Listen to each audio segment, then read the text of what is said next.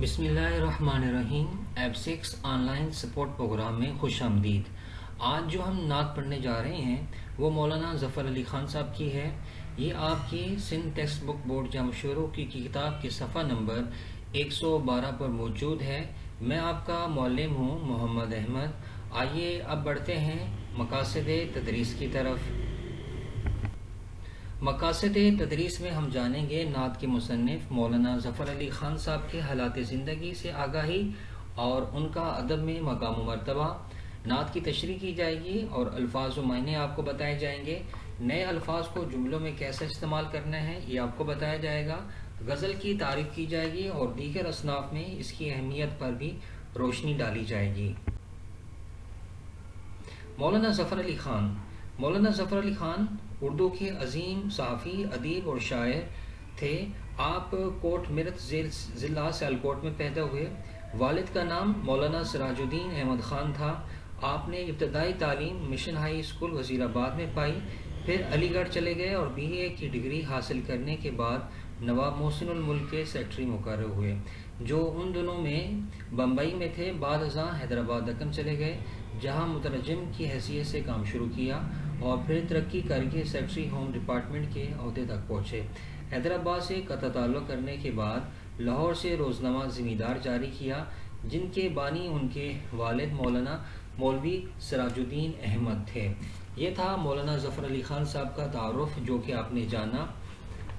اب آگے بڑھتے ہیں۔ نعت کے اندر مولانا ظفر علی خان صاحب بہت ہی ایک نمایاں نام رکھتے ہیں۔ اس کا مطلب دیکھیے اس نعت کا: دل جس سے زندہ ہے وہ تمنا تمہیں تو ہو، ہم جس میں بس رہے ہیں وہ دنیا تمہیں تو ہو۔ اس مطلب کے اندر جو مولانا ظفر علی خان صاحب ہے وہ کہتے ہیں کہ دل جس سے زندہ، یہ جو دل ہیں جس سے زندہ ہیں وہ تمنا، وہ خواہش آپ ہی ہیں، ہم جس میں بس رہے ہیں وہ دنیا تمہیں تو ہو۔ یعنی مولانا ظفر علی خان صاحب نبی کریم صلی اللہ علیہ وسلم سے اپنی محبت، اپنی الفت، اپنی چاہت کا اظہار ایک نرالے اور ایک محبت بھرے انداز میں کرتے ہوئے کہہ رہے ہیں کہ یہ جس دل جس سے زندہ ہے، کیونکہ اس دل کے اندر ایک خواہش ہے، ایک خواہش یہ ہے کہ نبی کریم صلی اللہ علیہ وسلم کی محبت کی خواہش ہے، یہی وجہ ہے کہ یہ دل زندہ ہے۔ اور جس دنیا کے اندر ہم رہ رہے ہیں یہ دنیا بھی ایک قسم کی آب ہی ہے۔ وہ کیوں؟ اس لیے کہ لولا کلمہ خلقت الافلاق، کہ اے پیارے حبیب اگر میں آپ کو پیدا نہ کرتا، آپ کو اس دنیا کے اندر نہ بھیجتا، تو اس دنیا کے اندر کوئی بھی چیز نہ بناتا۔ تو پتہ یہ چلا کہ یہ جو دنیا قائم ہے یہ صرف اور صرف آپ ہی کی وجہ سے قائم ہے، اور یہی وجہ ہے کہ مولانا ظفر علی خان صاحب کہہ رہے ہیں کہ جو تمنا ہے، جو دنیا ہے، وہ آپ ہی کی ذات ہے۔ یعنی آپ ہی کی وجہ سے اللہ پاک نے یہ چرند، یہ پرند، یہ پہاڑ، یہ سمندر، یہ دریا، یہ سب کچھ جو بنائے ہیں اللہ تعالیٰ نے آپ ہی کی وجہ سے بنائے ہیں۔ کیوں؟ اس لیے کہ اللہ پاک اگر آپ کو تخلیق نہ کرتا، نبی کریم صلی اللہ علیہ وسلم کو نہ بناتا، تو اس دنیا کی کوئی بھی چیز معرض وجود کے اندر نہ آتی۔ تو پتہ چلا کہ دنیا کا جو وجود ہے، دنیا جو معرض وجود کے اندر آئی وہ نبی کریم صلی اللہ علیہ وسلم کی ہی وجہ سے معرض وجود میں آئے۔ پھوٹا جو سینہ ہے شب تارے الس سے، اس نور اولین کا اجالا تم ہی تو ہو۔ سینہ شب تارے الس کس کو کہتے ہیں؟ کہ یعنی جو پہلی جو رات تھی، یعنی دنیا کے اندر جو سب سے پہلا جو آغاز تھا، صحیح ہے، اس نور اولین کا، یہ جو پہلا جو نور تھا، نور اولین کس کو کہتے ہیں؟ سب سے پہلے والا نور۔ اجالا کس کو کہتے ہیں؟ روشنی۔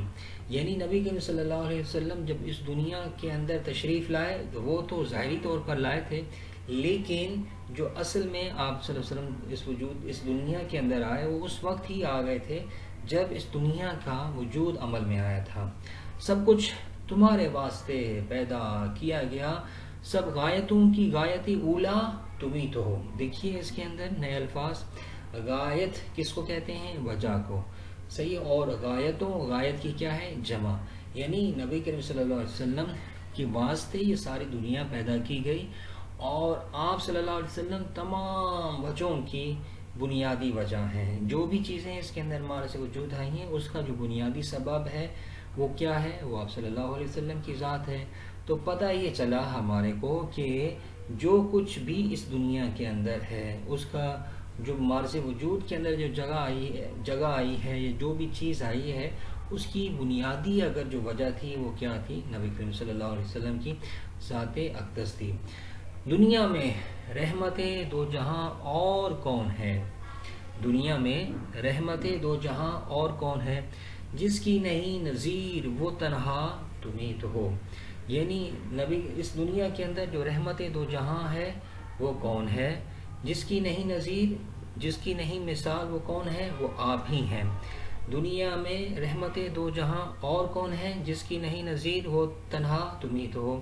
یعنی نبی کریم صلی اللہ علیہ وسلم اس رحمت، اس دنیا کے لیے بھی رحمت ہے اور اس دنیا کے لیے بھی رحمت ہے، اور یہ ایسی رحمت ہے، اور آپ نبی کریم صلی اللہ علیہ وسلم کی ذات جو ہے وہ ایسی ذات ہے جس کی کوئی نظیر، کوئی مثال کوئی بھی نہیں ہے۔ کیوں نہیں ہے؟ کہ آپ ہی وہ تنہا ہیں، اس لیے کہ آپ کی کوئی مثال نہیں ہے۔ چونکہ آپ جیسا کوئی نہیں، تو جیسا آپ جیسا کوئی نہیں ہے، تو پھر آپ کی مثال بھی کہاں سے آ سکتی ہے؟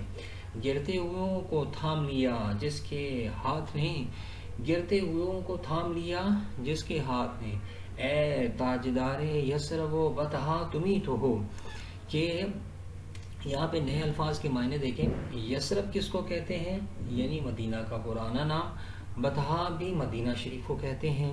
کہ نبی کریم صلی اللہ علیہ وسلم سے مخاطب ہیں مولانا ظفر علی خان صاحب، اور کہہ رہے ہیں کہ اے ہمارے پیارے آقا، آپ نے تو گرتے ہوئوں کو تھام لیا ہے، آپ ہی تاجدار یثرب و مدینہ ہیں، یعنی آپ ہی مدینہ کے مالک ہیں، آپ ہی اس مدینہ پاک شہر کے مالک ہیں، آپ ہی نے غریبوں کو، ناداروں کو، بے کسوں کو، غریبوں کو، یتیموں کو گرتے ہوئے تھاما ہے۔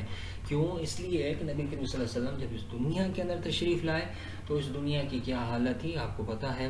تو یہی وجہ ہے کہ مولانا ظفر علی خان صاحب نے گرتے ہوئوں کو تھامنے کی یہ بات کی ہے، اور یہ کہا ہے کہ آپ نے گرتے ہوئوں کو تھاما ہے۔ تو اے تاجدار یثرب و بطحا، اور بھی دنیا میں تاجدار اپنے آپ کو کہلاتے ہیں، لیکن حقیقی معنوں کے اندر تو جو تاجدار ہیں وہ کون ہیں؟ وہ نبی کریم صلی اللہ علیہ وسلم کی ذات اقدس ہے۔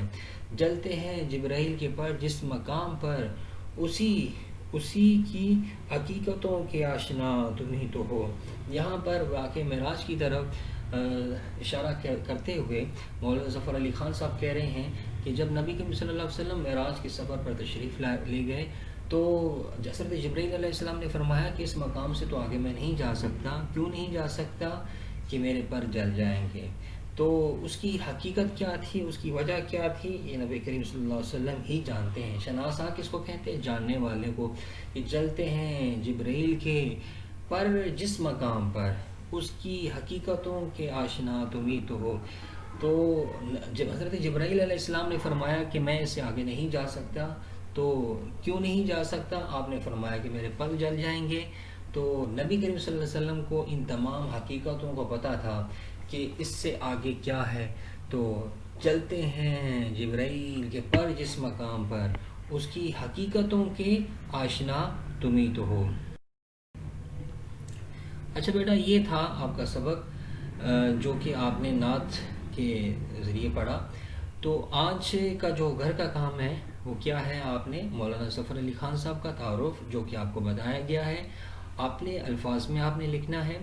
اس کے ساتھ ساتھ جو مذکورہ نعت میں جو نئے الفاظ استعمال آئے ہیں، جو نئے الفاظ استعمال کیے گئے ہیں، ان کو آپ نے جملوں میں استعمال کرنا ہے، اور نعت کی تعریف آپ لکھیے کہ نعت کی تعریف کیا ہے، اور اس کی دیگر جو اصناف ہیں اس کے اندر کیا اہمیت ہے۔ نعت سب سے پہلے لکھیے کہ نعت کیا ہے، دیگر اصناف میں اس کی کیا اہمیت ہے، یہ آپ نے لکھنا ہے۔